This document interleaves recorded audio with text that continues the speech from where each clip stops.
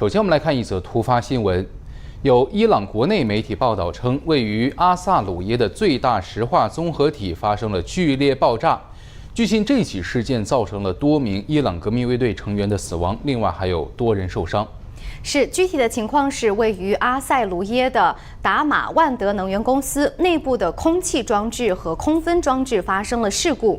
伊朗官方宣称是有1名员工死亡，2人受伤，但是外界就披露的消息中却说革命卫队也有人死亡。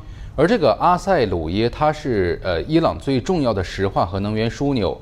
而且曾经在4月初呢，是遭到了以色列军队的空袭，而且后续也传出了多次连续爆炸事件，似乎是出现了根本性的损伤。